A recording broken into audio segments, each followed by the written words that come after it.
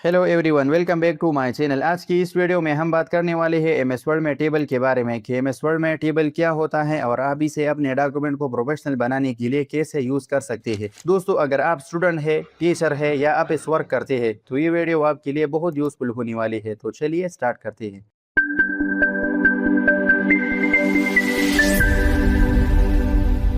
सबसे पहले समझते हैं कि टेबल क्या होता है। दोस्तों, एमएस वर्ड में टेबल एक स्ट्रक्चर फॉर्मेट होता है जो रोज और कॉलम्स पर मुश्तमिल होता है। सिंपल अल्फाज में टेबल डेटा को ऑर्गेनाइज और क्लियरली डिस्प्ले करने का प्रोफेशनल तरीका है। अब हम समझते हैं कि टेबल का यूज कहाँ पर होता है। दोस्तों, टेबल का यूज बहुत सी जगहों पर होता है, जैसे school assignments, result sheets, office reports, time tables, prices list, data comparison etcetera. दोस्तों, टेबल के तीन इंपॉर्टेंट पार्ट्स होते हैं। पहला है रो। इन हॉरिजॉन्टल लाइंस को हम रो कहते हैं, from left to right. Table का दूसरा पार्ट है कॉलम। इन वर्टिकल लाइंस को हम कॉलम कहते हैं, फ्रॉम टॉप टू बॉटम। और टेबल का तीसरा पार्ट है सेल। इन रोज और कॉलम्स के इंटरसेक्शन को सेल कहा जाता है, यानी जहां पर हम डेटा लिखते हैं इन छोटे छोटे बॉक्सेस को हम सेल कहते हैं। अब हम समझते हैं कि एमएस वर्ड में टेबल कैसे इंसर्ट करते हैं। दोस्तों, एमएस वर्ड में टेबल इंसर्ट करने का तरीका बहुत सिंपल है, तो आइए समझते हैं। सबसे पहले मैंने यहाँ इंसर्ट टैब पर क्लिक किया और फिर टेबल के ऑप्शन पर क्लिक किया। अब आप यहाँ से टेबल इंसर्ट कर सकते हैं। फॉर एग्जाम्पल, मुझे 4 कॉलम्स और 3 रोज का टेबल चाहिए, तो मैं कर्सर को डाउनवर्ड मूव करूंगा। आप यहाँ टॉप पर देख सकते हैं कि यहाँ 4x3 आ गया, यानी 4 कॉलम्स और 3 रोज। तो मैंने यहाँ पर क्लिक किया। तो दोस्तों, इस तरह आप एमएस वर्ड में टेबल इंसर्ट कर सकते हैं। टेबल इंसर्ट करने के बाद हम समझते हैं टेबल के अंदर इन दो इंपॉर्टेंट टैब्स के बारे में। पहला है टेबल डिजाइन टैब और दूसरा है टेबल लेआउट टैब। दोस्तों, इन दोनों टैब्स के ऑप्शन सिर्फ टेबल पर अप्लाई होते हैं। अगर आप टेबल के बाहर क्लिक करते हैं तो ये टैब्स हाइड हो जाते हैं, और जब आप टेबल के अंदर क्लिक करते हैं तो ये दोबारा शो हो जाते हैं। इसके बाद समझते हैं कि हम टेबल में रो,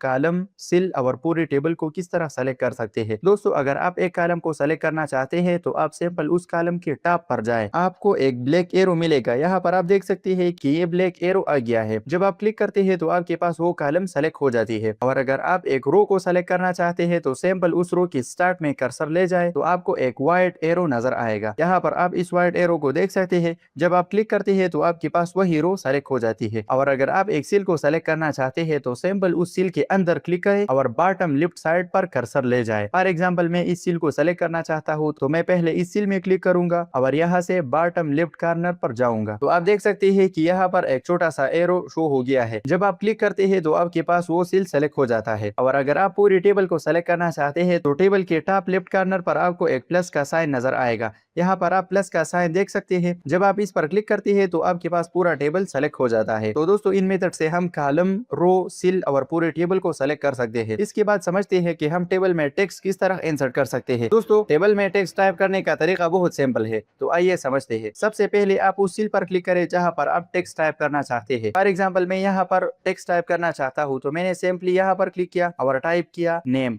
और इसके बाद मैंने कीबोर्ड से टैब बटन प्रेस किया। दोस्तों, इस शॉर्टकट की हेल्प से आप एक सील से दूसरी सील पर जंप कर सकते हैं। इसके अलावा एक सील से दूसरी सील पर जंप करने के लिए आप नेविगेशन कीज का यूज भी कर सकते हैं, up arrow, down arrow, left and right arrow. अब हम समझते हैं कि हम एक रो और कॉलम का साइज किस तरह बड़ा या छोटा कर सकते हैं। तो दोस्तों, यहाँ पर मेरे पास इस टेबल में ये टेक्स्ट है। यहाँ पर आप देख सकते हैं कि इस सील में मैंने फादर नेम टाइप किया है, लेकिन इस कॉलम का विड्थ छोटा है, इसलिए नेम नीचे शिफ्ट हो गया है।